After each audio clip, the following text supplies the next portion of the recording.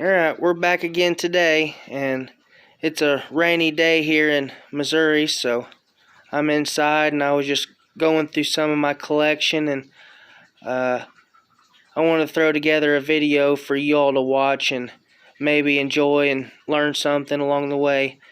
And all this stuff here I had found before I started filming for YouTube, so I got pictures of it all, but I didn't get no videos of it, so I just wanted to go back now and show y'all. So this all it came from the same area. It came from the same camp. It was next to the river, right up out of the riverbed. It was real steep embankment up, and up on top of the high ground it kind of flattened off like a little shelf or a plateau or something up on the bluff. So up there on top it was probably about the size of a football field maybe, and it was all scattered up there in leaves and brush and briars and stuff. There was buckets and buckets full of scrapers and just flakes and debitage.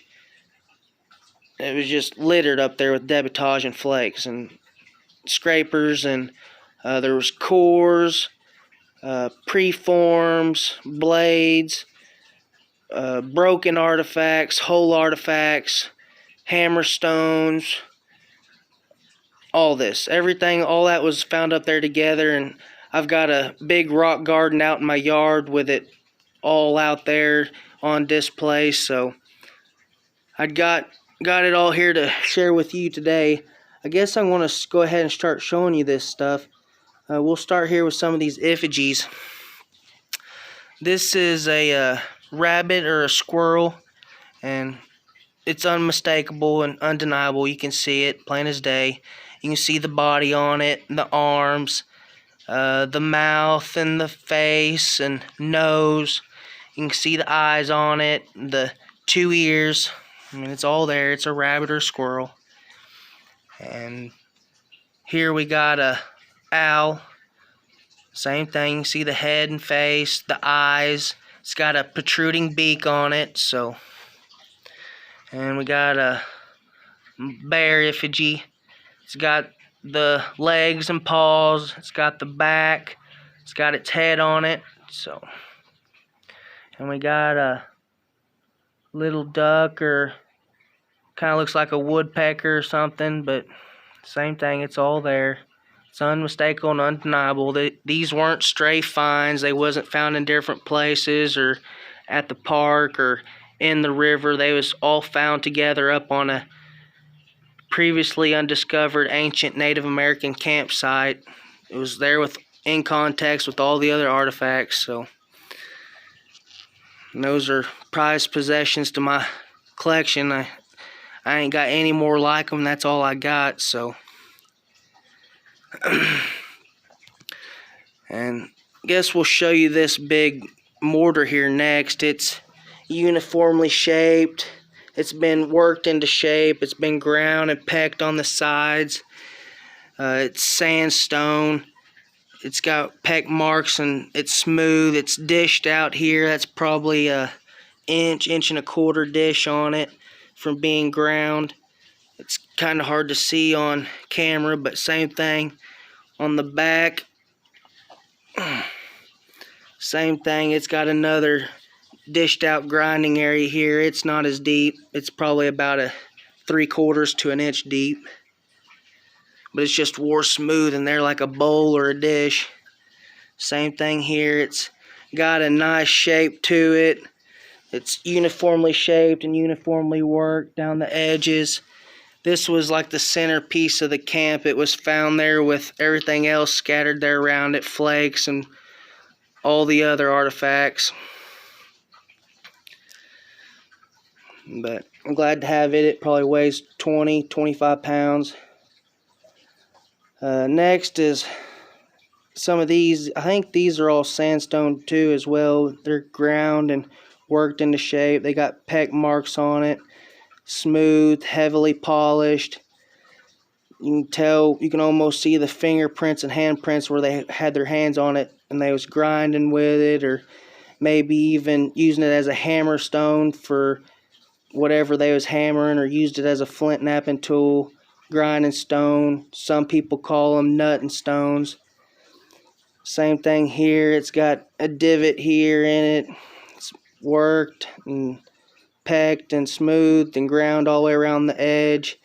It's uniformly shaped and worked. Tell on the ends they was using it to hit stuff with it. Ends are kind of broke on it, but it's dished on both sides there. Same thing up here. This is a little bit bigger. Got a big nutting stone hole in it, dished out grinding spot. It's been pecked and smoothed and ground. It's been symmetrically worked into shape, polished. This piece of sandstone, before they had altered it, it was probably irregular shaped. It was thick and thin, probably had flat or broke off edges, and just from them repeatedly using it every day as a tool, whether it was hammerstone, grinding stone, mortar, a pestle, it just became polished. There's no doubt about it. So, same thing here. It's another one. It's got dimples on both sides. The edges are ground. You can see the marks, grinding, and the use marks. And here, this was found at the same place. This is the only axe head I've ever found. It's been worked and used and beat down and smashed for all it's worth. You can tell by looking at it.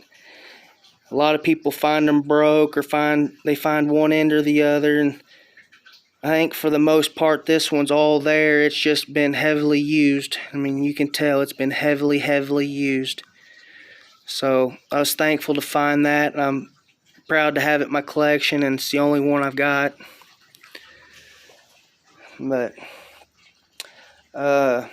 if there's anything else I failed to mention about any of these, or if you know something else or want to add something else, go ahead and put it in the comments and let me know what you know about these, and tell me if you've ever found anything like these. So I want to thank all of my subscribers, and thanks for liking and commenting. And if you're not a subscriber and you're still watching to this point, you might as well subscribe. I've got more videos in the making, and I go out on wading trips. I'll walk around the banks, and I'll get my kayak out and do gravel bar hunts. So I'm all the time searching, and I've still got more of my collection that's came from this site that I'm wanting to show you all. I've got cases full of stuff that I still haven't showed you. I've got stuff out in my rock garden that's worth taking a look at. So go ahead and like, comment, subscribe, and